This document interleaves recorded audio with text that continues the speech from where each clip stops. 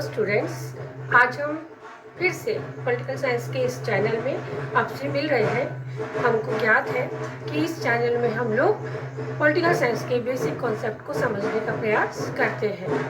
आज हम पढ़ने वाले हैं साम्यवादी खेमे में खेमे का बिखराव, या इसे साम्यवादी खेमे का विघटन भी कहा जाता है।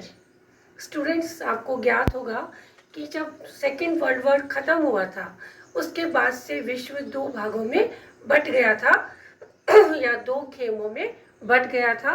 पहला खेमा पूंजीपति राष्ट्रों का था, जिसका नेतृत्व करता अमेरिका था, और दूसरा खेमा साम्यवादी राष्ट्रों का था, जिसका नेतृत्व करता सोवियत संघ था। दोनों ही राष्ट्र महाशक्तियों के प्रतीक थे और ये विश्व की महानतम शक्तियों के अंदर जाने जाते थे।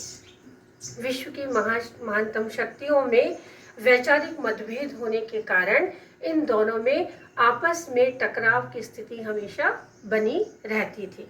आज हम उसी टॉपिक को आगे पढ़ रहे हैं कि किस प्रकार से साम्यवादी खेमे का बिखराव हुआ था। साम्यवादी खेमे का बिखराव को जानने से पहले हमें समझना होगा कि साम्यवाद कहाँ और कैसे शुरू हुआ। तो 7 नवंबर 1917 को सोवियत संघ में साम्यवाद की स्थापना हुई थी। 1921 में सोवियत संघ में पूर्णतया साम्यवाद की स्थापना की गई, पूर्ण रूप से साम्यवाद को लागू कर दिया गया।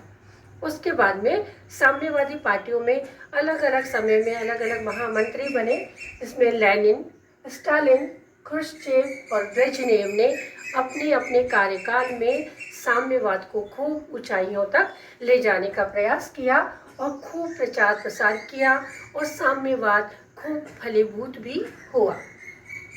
लेकिन समय परिवर्तन के साथ साथ इसमें परिवर्तन आता चला गया और सन 1982 से 1985 तक एक साम्यवाद के अंदर पूरे साम्यवादी संघ में या सोवियत संघ में एक अस्थिरता का वातावरण पैदा हो गया।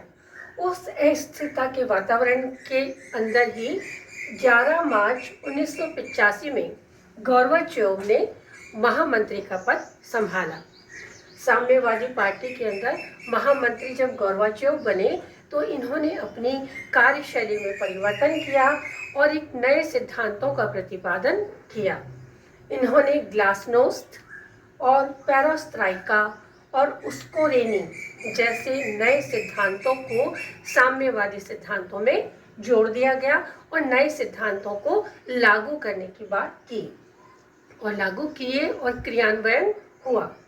धीरे धीरे इन जो नए सिद्धांत थे ग्लासनोस्त, पेरेस्ट्रोइका और उस्कोरेनी पूर्ण रूप से प्रचार प्रसार का किया गया और पूर्ण रूप से लागू हो गए। उसके बाद 26 दिसंबर 1991 में 70 साल पुराना साम्यवाद जो चला आ रहा था उसे पूर्णतया समाप्त कर दिया गया और इसी को हम बोलते हैं साम्यवादी खेमे का बिखराव। उसके बाद लगातार जब सोवियत संघ उसका नेता नहीं, दल के नेता नहीं साम्यवाद को छोड़ दिया, तो उसके जो पिछलग्गू राष्ट्र थे या उसके जो सहयोगी राष्ट्र थे, धीरे धीरे उन सब में भी साम्यवाद को समाप्त कर दिया गया और इसी साम्यवाद की समाप्ति को हम साम्यवादी खेमे के बिखराव के नाम से जानते हैं। यूएनओ में सोवियत संघ का एक अपना ही वर्चस्व था।